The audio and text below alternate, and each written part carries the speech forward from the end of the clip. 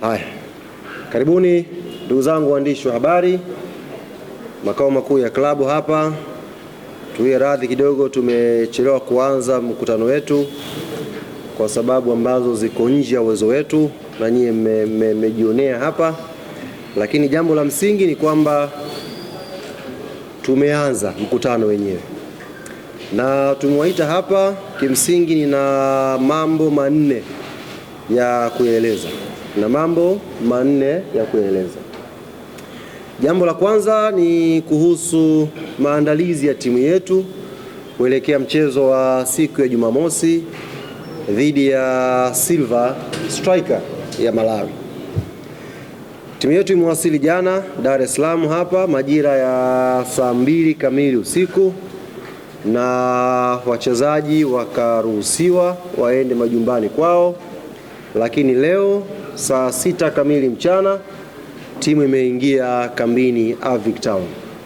Sio imekwenda kufanya mazoezi, timu imeshaingia kambini. Maana yake leo mpaka siku ya mechi, kwa maana ya Jumamosi, wachezaji wetu wote watakuwa wako pale Avic Town wakijiandaa na mchezo huu. Habari ya Clement Mzize tumeshaitoa hii kupitia application yetu Africans. Clement Mzize tayari ameimarika 100%, na sasa itabakia kazi kwa mwalimu wetu Patrick Mabedi kujua kama anamtumia au hamtumii. Hayo ni mipango ya kiufundi sasa, lakini kwa maana ya utimamu wake wa kimwili, Clement Francis Mzize ameimarika kwa 100%. Jambo la tatu ambalo nimekuwa nikipokea message nyingi na simu nyingi kutoka kwa wanachama na mashabiki wetu ni kuhusu taarifa ya kocha mpya. Wakati tunatoa taarifa ya kuvunja mkataba na kocha Romain Folz, tuliongeza vitu viwili kwenye taarifa. Taarifa ya kwanza tulisema timu katika kipindi hiki itakuwa chini ya assistant wetu Patrick Mabedi, na taarifa ya pili tukaainisha kwamba mchakato wa kumtafuta kocha mkuu unaendelea. Maswali yamekuja, mchakato umefikia wapi, na kama kocha mpya akija, huyo mkuu atakuwepo kwenye bench kwa maana ya Jumamosi pale Benjamin Mkapa? Hayo ni maswali ambayo wamekuwa wakiniuliza wanachama na mashabiki wa Young African Sports Club. Jibu lake, mchakato bado unaendelea wa kutafuta head coach wa klabu yetu Young Africans, na kwa taarifa rasmi kutoka kwa kamati yetu tendaji ambayo inasimamia huo mchakato, ndani ya siku tatu zijazo pengine watakuwa wameshakamilisha mchakato wa kumpata kocha mpya wa kikosi chetu cha Young Africans. Kwa maana hiyo, mchezo wa siku ya Jumamosi utaongozwa na caretaker wetu assistant coach Patrick Mabedi. Nafikiri nimeliweka vizuri. Mchakato huu unaendelea, na ndani ya siku 3 zijazo, baada ya majaliwa ya Mwenyezi Mungu, mchakato unaweza kukamilika tukawa tumeshampata kocha wetu. CV zimetumwa nyingi sana. Kuna kazi inaendelea ya kufanya tathmini ya hizo CV na kupata kilicho bora katika hizo CV nyingi ambazo zimetumwa. Lakini mchezo wa Jumamosi, kwa maana ya maandalizi ambayo yameanza leo mpaka kufikia siku ya Jumamosi, timu yetu itakuwa chini ya kocha msaidizi ambaye ndiye caretaker hapa kwa wiki hii, mwalimu wetu Patrick Mabedi. Tuna imani kubwa sana na Patrick Mabedi kwa sababu anao uzoefu wa kutosha. Mwalimu ambaye ameshakuwa kocha wa timu ya taifa ya Malawi na akacheza tournament kubwa mbalimbali akiwa na timu ya taifa ya Malawi. Tunaamini anaweza kuishi katika pressure hii, anaweza kukiongoza kikosi chetu, anaweza kutengeneza silaha za kutosha, tukaenda kupata matokeo mazuri siku ya Jumamosi na Young Africans ikaqualify kwenda hatua ya makundi inshallah. Jambo la tatu katika yale manne, la pili la nne bado. Hawa wageni Silver Striker Kina uchizi nani anaitwa? Hao kina uchizi hao. Hawa bwana wanatarajia kuwasili nchini siku ya Alhamis na wataingia Tanzania kwa maana ya uwanja wa kimataifa pale Julius Kambarage majira ya saa 2:30 usiku. Saa 2:30 usiku siku ya Alhamis ndio siku ambayo Silver Striker wataingia Dar es Salaam Tanzania. Wakishaingia watakuwa na siku moja ya kufanya mazoezi ambayo itakuwa Ijumaa. Tutakuja kuwatangazia muda kwa sababu ni official training na waandishi mtaruhusiwa pia kwenda kuangalia mazoezi yao. Kwa hiyo nikasema niwape pia na taarifa ya hawa bwana kuja. Pengine mkahitaji kwenda kufanya coverage siku hiyo wanakuja, basi muda wanaokuja ni saa 2:30 usiku na watafanya mazoezi siku ya Ijumaa. Jambo la tatu linahusu niseme ni message mbalimbali, jumbe ambazo zimekuwa zikitolewa na viongozi mbalimbali wa matawi wa klabu yetu Young Africans. Tumepokea message nyingi kutoka kwa wanachama pia wa klabu yetu Young Africans, na kwa nukta hii niwapongeze sana mashabiki na wanachama wa klabu yetu ambao walisafiri kutoka Dar es Salaam Tanzania kuelekewa Malawi, tena Lilongwe, kwa ajili ya kuisupport timu yetu. Niwapongeze sana na limekuwa jambo zuri pale Lilongwe. Bahati mbaya hatujapata matokeo mazuri, ndio bahati mbaya, lakini mashabiki wa Young Africans waliplay part yao 100%. Wale wa Malawi walisema ndio kwa mara ya kwanza wameshuhudia timu ngeni ikiwa na idadi kubwa ya mashabiki katika level ya vilabu, katika level ya timu ya taifa. Hawajawahi kushuhudia wingi ule uwanjani. Kwa maana yake mashabiki na wanachama klabu yetu Young Africans walifanya jukumu lao kwa 100%. Bahati mbaya tu rehema siku ile ya ushindi haikuwa upande wetu, na ndio maana hakuna hata mmoja katika nyinyi waandishi mliokuja hapa ambaye hata amegusia hilo jambo na kuwapongeza mashabiki wa Yanga kwa kujitoa tena kusafiri kuelekea Malawi kuisupport timu yao. Bahati mbaya tu uzuri wa lile tukio umefichwa na matokeo. Tumekosa matokeo na kila mmoja akaanza kujadili kuhusu mchezo, tukasahau kutoa credit kwa hawa watu ambao wamesafiri. Lakini pia kuna waandishi wa habari ambao tulisafiri kwenda Malawi, niwapongeze sana. Mmepitia changamoto nyingi njiani, taarifa nilikuwa nazipata, niwape pole, lakini ndio kazi hiyo. Ndio kazi yenyewe hiyo. Kwa hiyo tunashukuru Mungu wote mmerudi salama na majukumu mengine yanaendelea. Hapo sasa kwa wanachama nilikuwa nawaambia tumepokea message nyingi sana, jumbe mbalimbali, na zote zilikuwa zinaelekeza ombi maalum la wanachama na mashabiki wa klabu yetu kwenda kwa kamati tendaji ya Young African Sports Club. Tumeona message ya mratibu wa mkoa wa Dar es Salaam, mzee wetu Shabani. Tumesikia maombi ya wanachama mbalimbali ndani ya Dar es Salaam na nje ya mkoa wa Dar es Salaam wakiuomba uongozi wa Young Africans mechi ya siku ya Jumamosi itolewe viingilio. Hiyo mechi tuwakabidhi wao. Hiyo mechi tuifanye kuwa ni mechi special ya mashabiki na wanachama wa Young African Sports Club kwenda kuibeba timu yao na kuipeleka hatua ya makundi. Sasa asubuhi leo viongozi wamekutana na wamelichakata hili jambo kwa picha kubwa. Of course kama nakumbuka tulishatangaza viingilio. Tukasema mzunguko utakuwa 5,000, VIP C itakuwa 10,000, B 20 na A ikawa 30. Na alhamdulillah mwamko ukaanza kuonekana kwamba watu wanaitaka mechi ya marudiano hapa Dar es Salaam.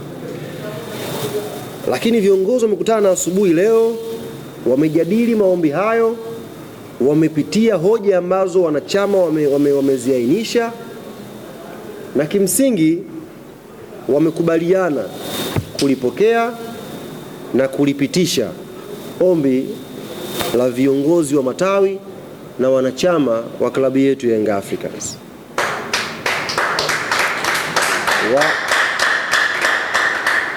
wamelipokea na wamelipitisha. Limepita kwa staili gani?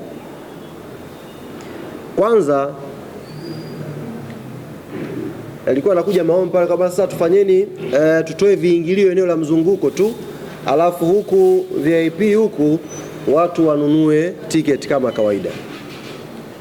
Lakini baada ya mchakato hule na tathmini iliyofanyika, ikagundulika watu hawa ambao wananunuaga viingilio kwa maana VIP wanakuaga wahanga wakubwa, kwa sababu unashatoa hela yako, unafika pale unashindwa kwenda kwenye nafasi yako vizuri, na taratibu za kuingia pia zinakuwa changamoto wakati mwingine.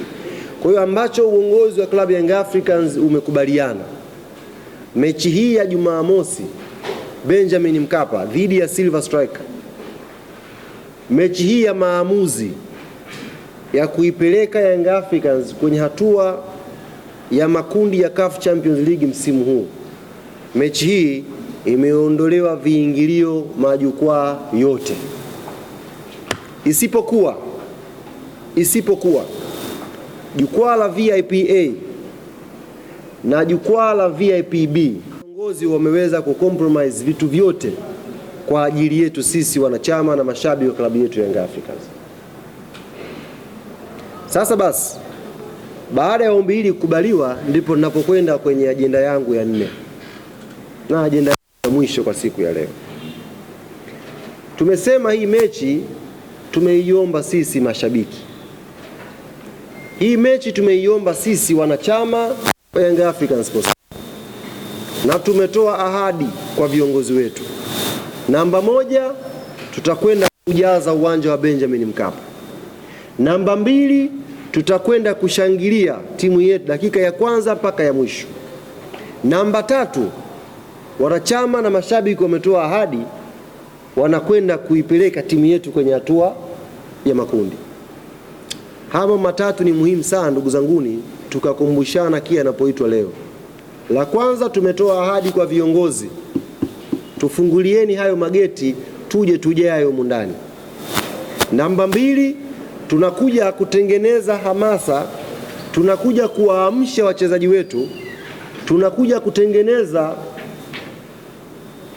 vibe ambalo haijawahi kutokea Benjamin Mkapa, tukiwa tunaamini sauti hizi za wanachama ni sauti za ushindi, ni sauti ambazo zitakwenda kuinua morali ya wachezaji kutoka ambako iko sasa hivi iende juu kabisa kupambana kwenye pichi. Lakini la 3, tumeahidi tunakwenda kuipeleka timu yetu kwenye hatua ya makundi. Haya mambo yanatuhusu sisi wanachama, mashabiki na wapenzi wa klabu yetu ya Young African Sports Club. Naomba nisisitize hapa, ombi hili limeombwa na wanayanga kwa viongozi wa Yanga, na viongozi wa Yanga wameruhusu ombi hili kwa wanayanga. Sasa wewe ambaye sio mwana Yanga ukajiinua nyumbani ukaja Benjamin Mkapa na dhamira zako hovyo na mipango yako hovyo, tutalaumiana. Naomba nirudie hapa, naomba nirudie vizuri hapa. Kama unakuja wewe sio mwana Yanga, unataka kuja uwanjani, njoo utulie tu uangalie game, njoo utulie uangalie game, hamna anayezuiliwa. Lakini ukajitoa nyumbani ukaja Benjamin Mkapa ukawa na dhamira ya hovyo ya kufanya chochote kibaya kwa ajili ya timu yetu, tutaishi na wewe.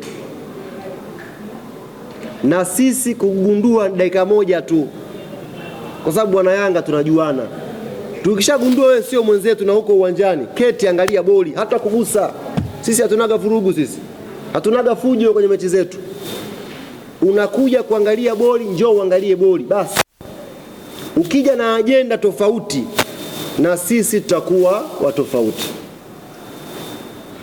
Hili nimelisema wazi kabisa, wazi kabisa. Mnakaribishwa, kila mpenzi wa mpira anakaribishwa. Lakini ukija na dhamira yako tofauti kwa engo yoyote ile, tukakubaini kwamba wewe dhamira yako ni mbaya, talaumiana. Si jambo la kuficha ile. Sisi tunakwenda kwenye vita Jumamosi. Jumamosi tunakwenda kuipambania heshima ya Young African Sports Club. Hata viongozi ambao wamefanya tathmini wakaruhusu mechi hii mashabiki waingie bure pale Benjamin Mkapa, wanajua nguvu ya mashabiki wao kwenda kuisupport timu yao, wanajua hiyo nguvu. Sasa isitokee ukaja pale kuja kuharibu hiyo dhamira nzuri ambayo viongozi wako nayo. Tutalaumiana ndugu zangu, tutalaumiana. Kama huwezi kutulia, subiri mechi yako kaangalie. Timu za Tanzania zinacheza 4, si ndio, weekend hii unaweza kuwafuata wengine ukaangalia. Kama huwezi kuja mechi ya Yanga ukatuliza boli, tafadhali. Timu ziko 4 zinacheza, nenda kaangalie hizo. Fresh kabisa, ama naikubugu wewe, nenda kaangalie. Fresh. Lakini ukija kwetu utulie, kwa sababu sisi Yanga siku hiyo tuna jambo letu pale la kufanya. Tuna kazi yetu pale ya kufanya. Tuna kazi yetu pale ya kuifanya. Mimi nimesoma mtandaoni maoni mengi kweli kweli, mengi. Baadhi ya wachambuzi wakiwazungumza wachezaji wa Yanga kama wachezaji wa kawaida tu hivi. Maneno mabaya, maneno ya hovyo yamezungumzwa. Lakini nikasema busara ituongoze, kwa sababu watu hawa wanataka tuwajibu kwa vitendo. Tukiwekeza nguvu na si kujibishana kwa maneno, tutapoteza muda wetu. Yale maneno yote yaliyoongelewa yale, sijui Max hivi, sijui Dube hivi, sijui muda vile, yote wachezaji wameyasikia, na tunajua yanaongelewa kwa dhamira mbaya tu. Kwa dhamira mbaya tu yanaongelewa. Yaani sisi tumekwenda away kucheza ya ugenini. Bahati mbaya tumepoteza kwa goli 1-0. Tunarudi nyumbani kwenye mechi nyingine ya kupambania timu tuweze kufuzu. Lakini maneno yaliyokuwa yanatolewa ni kama Yanga imetoka Malawi imeaga mashindano ya Champions League. Ni kama Yanga imeshaanguka duniani. Yaani Yanga imekuwa timu ya ajabu. Sisi imetupa picha kwamba chuki ambayo watu waliifuga kwa miaka 4, wakati sisi tuna dominate mpira hapa, na inshallah tutaendelea kudominate hapa, chuki ile ni kubwa kweli. Imetokea chance Yanga imepoteza mchezo, sasa kila mtu ndo kaamka, kila mtu kasema lake. Yaani kwenye mechi moja ambayo tumefungwa na Silva, Engineer kasemwa, Arafati kasemwa, wajumbe wamesemwa, Diara kasemwa, Pakome kasemwa. Mechi hiyo moja, goli hilo moja. Mechi moja, goli moja. Roho mbaya tu. Ni roho mbaya tu ndo zinawaongoza. Sasa sisi tukasema hawa tusiwajibu kwa maneno. Acha wachezaji waichukue hiyo, ikae hapa kwenye kifua, ikae hapa, alafu wao wakajibu kwa vitendo. Yaani wewe mtu aanze timu ya taifa ya Ivory Coast muone mchezaji wa kawaida. Wewe si majununi wewe, unakuwa tu na nini wewe tu unakosa makopo. Majununi tu wewe. Tumesikia yote na yamehifadhiwa hapa. Insha Allah Jumamosi, insha Allah Jumamosi majibu yatapatikana Benjamin Mkapa. Yote yamehifadhiwa hapa. Sisi wakubwa tuna kifua cha kustahimili. Hii klabu kubwa, klabu hii ina zaidi ya miaka 90 sasa hivi, ina uwezo wa kustahimili mambo. Tunajua haya yanaongelewa yana maana, haya hayana maana, haya ni chuki, haya ni roho mbaya, haya yana mawazo. Tunajua kufanya upembuzi wetu. Mengi hapa yameongelewa roho mbaya tu, roho mbaya tu. Yaani kama Yanga ishatolewa hivi, Mimi niwaambie ndugu zangu wana Yanga, na hii ni muhimu sana tuelewane. Tunakwenda kucheza mechi Jumamosi na wa Malawi, Silver Striker. Silver wanaotuombea mabaya sio hao wa Malawi. Nataka niwaambie sasa. Wanaotuombea mabaya wengine tunakula nao mchana humu. Humu tupo nao.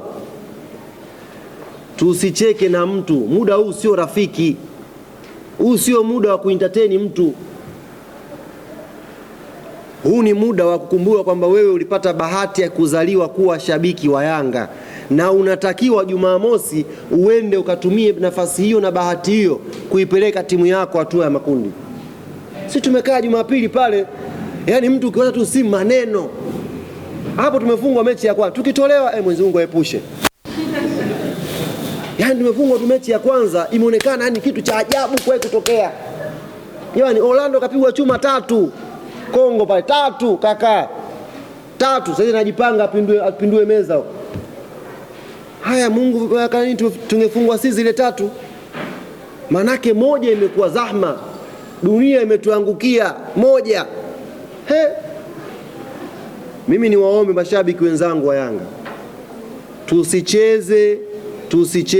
Tusicheze midundo ambayo hatuelewi ngoma inapigiwa wapi. Mpiga ngoma umuone ndo ucheze, ndo raha ya ngoma. Piga ngoma akijificha usicheze. Watu wanatuingiza midundo yao hapa saizi. Sio kwamba wanatakia mema, wanasubiri hapa dua zao. Mimi nawahakikishia, na wengine wahovu wameshaanza kuongea tu wenyewe hapo. Sasa wameshaanza kuongea. Wanatuombea mabaya kweli yatokee Jumamosi pale tushinde qualify. Kwa uwezo wa Mwenyezi Mungu sisi tutaqualify. Naamini. Tukiweka nguvu yetu ya pamoja. Na viongozi wamesisitiza hata ili ombi kulikubali, maana yake mwana Yanga asiyekuwa na kitu, mwana Yanga mwenye kitu anatakiwa aje vitani Jumamosi Benjamin Mkapa. Mwenye nacho na ambaye hana anatakiwa aje uwanjani mapema. Mechi ni saa 11, majira ya saa 6 milango yote ipo wazi ile. Mapema njoo. Hawa wachezaji wakiwa wanaingia muda wa kufanya warm up, wakaona ule uwanja umejaa, na wiki hii nzima tumewadai bwana, tunataka mkimbie zaidi uwanjani, tunataka mjitume, tunataka mfanye hivi. Yale wakisha tumejaa mule ndani vizuri, wakiyakumbuka yale maneno, na waambia wakiyakumbuka yale maneno, tutaondoka si Jumamosi Benjamin Mkapa tukiwa na raha kwenye vifua vyetu. Muondoke nao kama slogan kwamba ombi limekubaliwa. Tunakwenda sasa kwa Mkapa. Lakini tukifika pale tulikuwa tumejaa pale, tukumbuke ustaarabu. Mimi naomba sana wana Yanga. Hata ikatokea kwa bahati mbaya amekuja mtu ambaye sio mwana Yanga, tafadhali usiinue mkono wako kumpiga. Sio tamaduni yetu na sio ungwana. Mpokeeni aje aangalie mechi. Ila ukimbaini tu kaja mara miguu inawashawasha kidogo, mara sio na banabana miguu, muulize vipi shehe, mbona utulii? Max tunawajua. Mtu anakuja wewe Max anakosa goli, yeye amekaa tu hivi. Tunapelekea mtu moto, mtu amekaa tu hivi. Mgonge begani, shehe vipi? Maka mtu amekuja kabana miguu hivi dakika 90. Wewe una shida gani? Tumekuja kuenjoy bana miguu hivi. Huyo sasa wewe huyo dili naye. Mwambie tu shehe bwana, ngazi zile kapumzike nyumbani. Lakini mtu kaja pale kavaa jezi yake sijui ya Mtibwa, kavaa jezi yake sijui ya Mbeya City, anakuja kuangalia boli. Tu waungwana, tusiwapige, tuacheni waje waangalie boli. Naudia tena, tusifanye vurugu, tusipige watu, tusishambulie watu kwa sababu wamekuja kwenye mechi yetu. Ila sisi tulinde hao watu wasiwe na madhara, wasiwe na mipango tofauti, na tuliweza hilo jambo. Hilo lilikuwa langu la mwisho la kuomba wana Yanga, na nakaribisha sasa maswali kama yapo tuweze kumaliza hili jambo. Karibu na Jadu. Ulikuwa Malawi wewe? Malawi ulienda? Tunataka kwenda. Bwana, wanachama wote ambao wamekwenda Malawi, wana Yanga wote ambao mmekwenda Malawi na mlijiandikisha kwa idara yetu ya wanachama wote, matawi yote yale yote, nyinyi mtakuwa mshapata zile access za kukaa pale VIPB ambao kumekuwa reserved. Wale matawi ambao wamekwenda Malawi, moja katika favor ambayo uongozi umefikiria ni kutenga siti maalum za VIPB. Mmeteseka sana ndugu zanguni, mmeteseka sana. Malawi Lilongwe ni mbali, siku 3 kwenda siku 3 kurudi, 6. Yaani wiki nzima uko na lami, alafu unafikiria tu wiki nzima uchizi.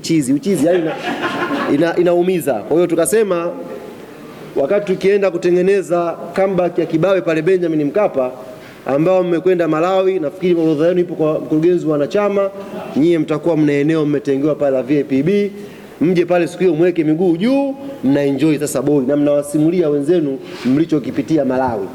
Haya, karibu ndugu yangu Jadi. Mimi na maswali mawili. Karibu. Kwanza ni kwenye upande wa ulinzi na usalama. Nafahamu mechi ambayo itakuwa na watu wengi. Lakini kwenye wengi kuna ambao pia hawana ustaarabu. Ile nimekuanza kuplan kama nimekwisha plan kwa kazi ambayo itawaruhusu mashabiki kuingia uwanjani kwa staff. Lakini pia kama kuna ambao wamekwisha kununua tiketi mara baada ya kutangaza viingilio, kama wapo hawa na walifanya vipi bila kwa swali zuri umeuliza. Kwanza mpaka tumekuja kutangaza, maana yake taratibu zote za kiusalama tumeshaanza kuzifanyia kazi. Tushapata mchoro jinsi utakavyoingia, na mechi ambazo huwa zina watu wengi pale Young Africans zote tunajitahidi sana kwenye mpangilio wa watu kuingia uwanjani kwenye yale mageti makubwa.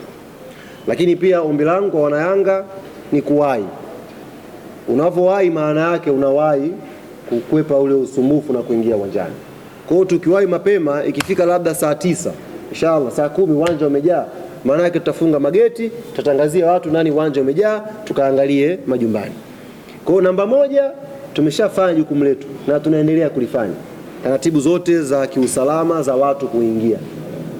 Namba 2 ni kuwaomba wanayanga wenyewe kuwahi. Njoo umependeza pale na jezi yako ya Yanga, njoo umependeza pale vizuri, unawahi mapema, unaketi kwenye nafasi yako, unasubiri burudani. Kwa hiyo haya mawili yakienda sambamba, panakuwa hapana purukushani. Shida ni kwamba kundi la watu 40,000 wakaja uwanjani saa 10, mechi saa 11. Hapo ndo panakuwa pana mtihani. Watu 40,000 kama wameambiana hivi wanakuja wote getini saa 10. Lakini tukiwahi mapema, maana yake tuna nafasi ya kuujaza uwanja mapema, na ndio maana mimi natamani yani ule muda wa warm up timu ilikuwa inaingia ni saa 9 ile, si ndio? Timu inawasili pale. Timu tuipokee sisi, waone kabisa leo hapa hakuna discussion nyingine. Yani tena mimi natamani, nilisahau bwana nikumbusha Jadu. Moja katika jukumu letu wana Yanga siku ya Jumamosi, wachezaji wanatakiwa wafeel kwa nini si tuko Benjamin Mkapa. Wanatakiwa wafeel jambo. Tunataka goli Benjamin Mkapa, tunapata kona, mtu anakwenda kupiga kona anatembea, pelekeni moto. Naelewa sijui? Tunataka matokeo. Tunataka tusimame nyuma ya timu yetu. Wachezaji wajue kwa nini tuko pale. Tunataka waende kwenye tempo ya juu ya kutafuta matokeo. Mwalimu kashawaandalia mpango, kashawapa. Tunaamini kwenye uzoefu wao, tunaamini kwenye quality yao. Wakifeel uwepo mashabiki viwanjani, sisi tunakwenda group stage asubuhi na mapema. Wakifeel ile joto kwamba leo wanayanga wameitika, wamekuja hapa.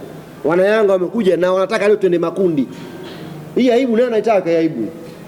Ya kubaki hapa? Aibu mbaya hii. Hatua ya awali. Mwenyezi Mungu atuepushe. Mwenyezi Mungu, mimi haki ya Mungu unajua nikilala hivi naona kiza. Uyanga unaishije haupo group stage? Na una mechi ya nyumbani ya kupindua matokeo. Takuwa wanayanga tumekubali jambo la kuwa dhaifu, tunaweza kupambana kuanzia leo. Ndio maana nasema kuanzia leo, kama kuna mitego tutegue. Kuanzia leo katika kila tawi. Hatuwezi kukubali aibu kama hii bwana. Mechi ya nyumbani dhidi ya Silver Striker ya Malawi, Yanga inakuwa tunaishia pale, hatuendi. Football inaweza kutokea lolote, ndio maana tuombee itokee hilo jambo. Itakuwa jambo baya na historia mbaya wa klabu yetu. Kulidhibiti hili ni sisi kuinuka kwa pamoja. Kusema bana tumezima. Tena mimi niwaambie, sasa hivi wewe usiongee na mtu yeyote. Kwa sababu unayeongea naye hana nia njema na wewe. Asitokee mtu hapa akataka kushauri, asikushauri mtu yote kuhusu Yanga yako sasa hivi. Mwambie bwana, mimi nawe tutaongea Jumapili au Jumatatu. Sasa hivi mpango kazi ni Yanga iende makundi. Halas. Hakuna story nyingine kwenye vichwa vya Yanga sasa hivi. Na ombi letu viongozi chapokea. Yaani asubuhi tukutane Benjamin Mkapa pale. Kama una mke unataka nyumbani umwache, muage, mwambie naenda kuipeleka Yanga makundi leo. Uelewi, mbebe, njoo naye. Mbebe twende leo kaone Yanga inavyoingia makundi ya group stage. Sisi tunakwenda wana Yanga wenyewe kuipeleka timu yetu.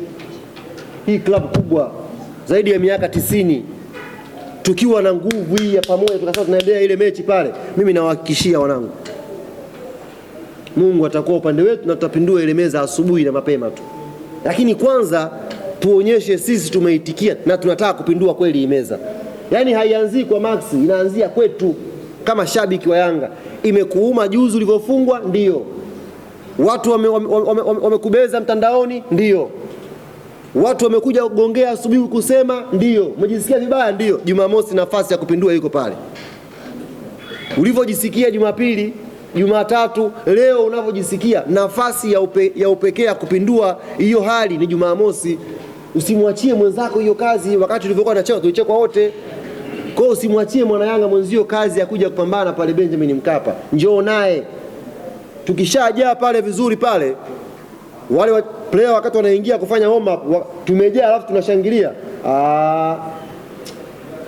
Yes, namkumbuka Pacome nani mambo ya Walabu Belouizdad.